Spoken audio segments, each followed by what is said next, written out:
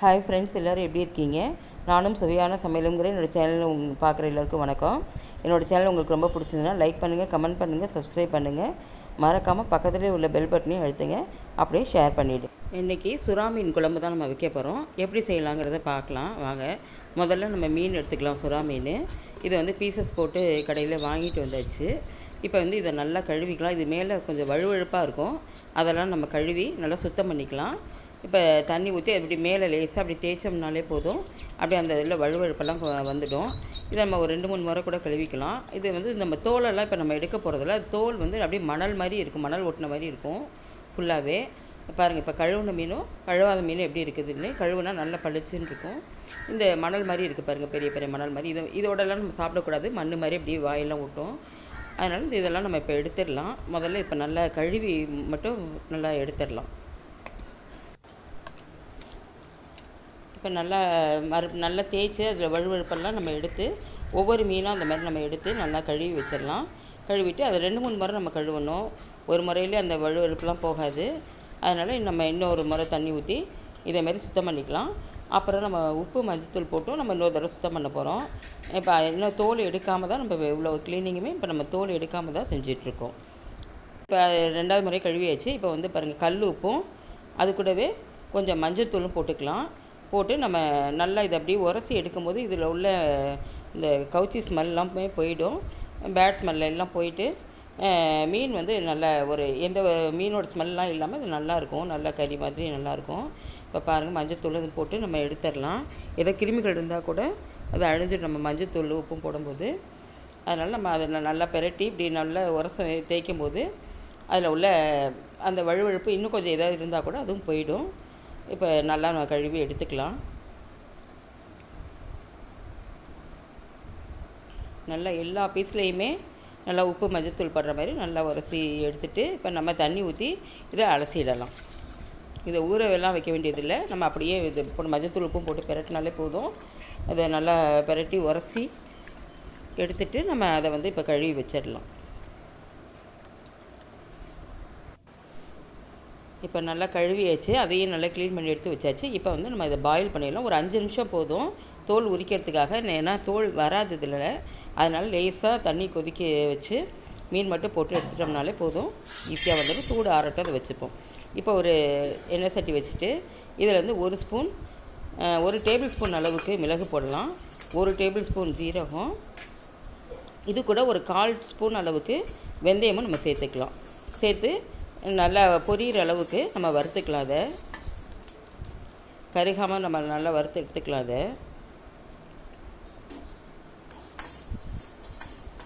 நல்லா பொரிஞ்சாதான் அது நல்லா அந்த கசப்பு இல்லாமல் இருக்கும். அதனால் இந்த குழம்புக்கு மிளகு ஜீரகம் தான் ரொம்ப முக்கியம். இப்போ அதை நம்ம எடுத்துட்டோம். இப்போ அது கூடயே ஒரு 10 சின்ன வெங்காயம் போட்டு நம்ம வதக்கிக்கலாம். ரொம்ப வதக்கணுன்ற அவசியம் கிடையாது. லேசாக அந்த பச்சை வாசனை போகிற அளவுக்கு நம்ம வதக்கினாலே போதும். ஏன்னா அரைச்சிட்டு நம்ம மறுபடியும் குழம்புல கொதிக்க தான் வைக்க போகிறோம். அதனால் இந்த அளவுக்கு இருந்தாலே போதும். இப்போ ஒரு நல்ல பெரிய எலுமிச்சம்பழம் அளவுக்கு புளி எடுத்துக்கலாம். நம்ம ஒரு உருண்டை அளவுக்கு புளி எடுத்துக்கலாம். இதை நல்லா ஒரு 3 லிட்டர் அளவுக்கு தண்ணி ஊற்றி நல்லா நான் கரைச்சி வச்சுருக்கேன். இப்போ இது கூட நம்ம தேவையான அளவு உப்பு போட்டுக்கலாம். இப்போதைக்கு போடுவோம். பத்தலாட்டினா நம்ம மறுபடியும் போட்டுக்கலாம். இப்போ இது கூடவே குழம்பு மிளகாய்த்தூள் தான் நான் போடுறேன். இது ஒரு 4 ஸ்பூன் அளவுக்கு நான் போடுறேன். ஏன்னா 3 லிட்டர் தண்ணிக்கு அந்த அளவுக்காவது போடணும். அப்போ தான் அந்த காரம் நல்லாயிருக்கும் உங்களுக்கு. இது வீட்டிலே அரைச்ச குழம்பு மிளகாய்த்தூள் தான். நான் இது தான் மீன் குழம்புக்கெல்லாம் யூஸ் பண்ணுறேன். நான் அதனால் இதை தான் போடுறேன். இது ரொம்ப நல்லாயிருக்கும் இது மாதிரி போடும்போது.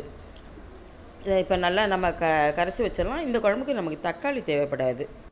இப்போ நம்ம வேக வச்ச மீனோட தோலெல்லாம் ஒன்று ஒன்றா நம்ம உரித்து எடுத்துக்கலாம். இப்போ ஈஸியாக வந்துடும். தோல் ரொம்ப ஈஸியாக வந்துடும். நம்ம மீன் சின்ன மீனாக இருந்ததுன்னா அந்த மணல் மட்டுமே நம்ம எடுத்துக்கலாம். ஆனால் இது கொஞ்சம் பெரிய மீனாக இருக்கிறனால தோல் ரொம்ப திக்காக இருக்கும். அது குழம்புல போட்டாலும் வழுவழுப்பாக ஒரு மாதிரியாக இருக்கும். அதனால் நான் ஃபுல்லாகவே தோலை உரித்து எடுத்துடுறேன். இப்போ நம்ம எல்லா பீஸையுமே தோலை உரித்து நம்ம எடுத்துடலாம். இது அப்படியே நம்ம பெரிய பெரிய பீஸாகவே போட போகிறதில்ல. ஏன்னா இதில் உப்பு காரமெல்லாம் சேரணும். அதனால் நம்ம சின்ன சின்ன பீஸாக்கி தான் நம்ம போட போகிறோம். இப்போ ஒரு மிக்ஸி ஜார் எடுத்துகிட்டு அதில் ஒரு 10 பூண்டு பல் போட்டுக்கிறேன்.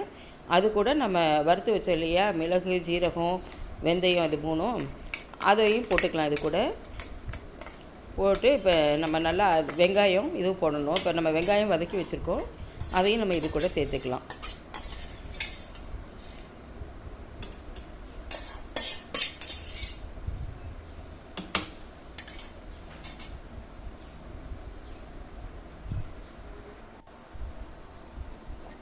இது கூடவே இப்போ நம்ம ஓரளவுக்கு ஓட்டிட்டதை அது கூட நான் இப்போ தேங்காயும் போடுறேன். ஒரு 5-6 பல் தேங்காய் போடுவோம். அதை போட்டுட்டு அதையும் நம்ம இது கூட சேர்த்து நல்ல பேஸ்ட்டாக அரைச்சி வச்சுக்கலாம். இப்போ இது நான் இன்றைக்கி மண் பாத்திரத்தில் அந்த குழம்பு வைக்க போகிறேன். ஒரு மண் சட்டி எடுத்துகிட்டு இதில் நான் கடலெண்ணெய் ஊற்றிருக்கேன். மீன் குழம்புக்கு நல்லெண்ணெய் ஊற்றினீங்கன்னா இன்னும் நல்லா டேஸ்ட்டாக இருக்கும். நான் இன்றைக்கி ஆனால் கடலெண்ணெய் யூஸ் பண்ணியிருக்கேன். கடலெண்ணெய் நல்லா ஒரு 2 ஸ்பூன் அளவுக்கு ஊற்றிக்கலாம். ரொம்ப எண்ணெய் வேண்டாம் அந்த குழம்புக்கு. இது ஒரு மெடிசினலுக்காக தான் இது, அதாவது குழந்தை பெற்றவங்களுக்காகவே பால் ஊறணுங்கிறதுக்காக தான் அந்த குழம்பு அதிகம் செய்வாங்க. சுறா மீன் குழம்பு, சுறா மீன் கருவாடு அப்படி தான் செய்வாங்க. இப்போ நம்ம உடம்பு வலி இதெல்லாம் போகும் இந்த குழம்பு சாப்பிடும்போது. அதனால் நம்ம அதிகமாக ஆயில் சேர்த்துக்க வேண்டாம் இதில். இப்போ இதில் எண்ணெய் 2 ஸ்பூன் எண்ணெய் ஊற்றிருக்கோம். அது காஞ்ச உடனேயே நம்ம வெந்தயம் போட்டிருக்கோம். ஒரு 1/2 ஸ்பூன் அளவுக்கு வெந்தயம் போட்டிருக்கேன். அது கூட வெட்டி வச்ச வெங்காயத்தையும் நம்ம சேர்த்துக்கலாம். இப்போ வெங்காயம் நல்லா வதங்கட்டும். அதாவது நல்லா வதங்கணும் வெங்காயம். ரொம்ப பச்சையாகவே வச்சிடாதீங்க. ஓரளவுக்கு நல்லா வதங்கினா தான் குழம்புல அந்த டேஸ்ட்டு வரும். அதனால் நான் சின்ன வெங்காயம் தான் போட்டிருக்கேன் இதில். ஃபுல்லாகவே நான் இன்றைக்கி சின்ன வெங்காயம் தான் யூஸ் பண்ணியிருக்கேன். அதுதான் ரொம்ப மீன் குழம்புக்கு சின்ன வெங்காயம் போடும்போது தான் ரொம்ப டேஸ்ட்டாக இருக்கும். அதனால் நம்ம அதை போட்டுக்கலாம். இது கூட ஒரு 10 பூண்டு பல்லும் போட்டுக்கலாம். சுறா மீன்னாலே பூண்டு, மிளகு இதுதான் ரொம்ப ரொம்ப முக்கியம். அதுதான் அந்த குழம்புக்கான டேஸ்ட்டையே கொடுக்கும். நம்ம இப்போ இது கூட பூண்டையும் சேர்த்துட்டு வதக்கிக்கலாம். நல்லா வதக்கிக்கலாம். நல்லா இந்த பூண்டும் ஓரளவுக்கு நல்லா வதங்கி வர்ற அளவுக்கு நம்ம வதக்கிக்கலாம். அதை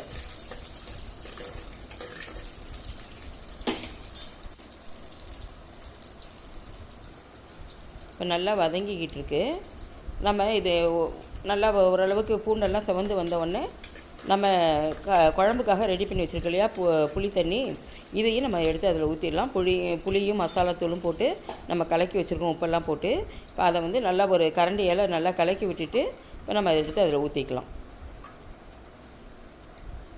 குழம்பு கொஞ்சம் தண்ணியாக இருக்க மாதிரி இருக்கும். தண்ணியாக இருக்கேன்னு நீங்கள் ஒன்றும் இது பண்ண வேண்டாம். ஏன்னா நம்ம அரைச்சி வச்ச பேஸ்ட்டும் நம்ம அதில் போட போகிறோம். அப்போ குழம்பு நல்லா திக்காகிடும். தேங்காய் இதெல்லாம் ஜீரகமாக இதெல்லாம் அரைச்சி வச்சுருக்கோம், மிளகெல்லாம் அதையும் போடும்போது குழம்பு நல்லா திக்காகும்.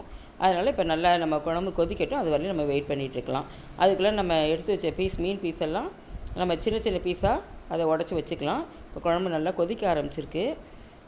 இது நல்லா இன்னும் கொஞ்சம் நல்லா கொதிக்கட்டும். குழம்புல உள்ள பச்சை வாசனையெல்லாம் போகட்டும். இப்போ நல்லா ஆடை கட்டி வருது பாருங்கள் குழம்பு. இந்த டயத்தில் இப்போ நம்ம அரைச்சி வச்ச பேஸ்ட்டையும் நம்ம அது கூட போட்டுக்கலாம்.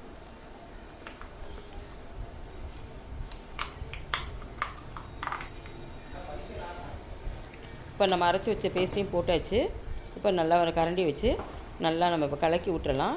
இப்போ குழம்பு ஓரளவுக்கு திக்காக ஆரம்பிச்சிடும்.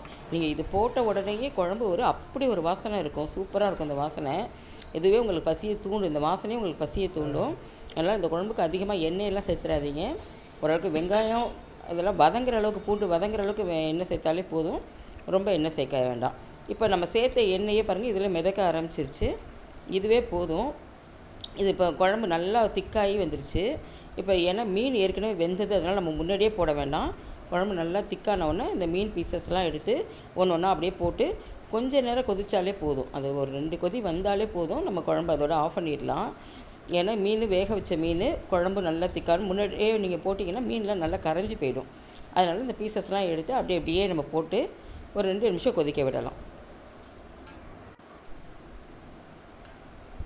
மீன் குழம்புல முக்கியமாக மீன்லாம் போட்டுட்டு கரண்டியை போட்டு அப்படியே கிண்டக்கூடாது. நம்ம அப்படியே போட்டு லேசாக பாருங்கள், நான் எப்படி செய்கிறேன் பாருங்கள், லேசாக அப்படியே பிரட்டி விடணும், அவ்வளோதான். போட்டு கிண்டக்கூடாது.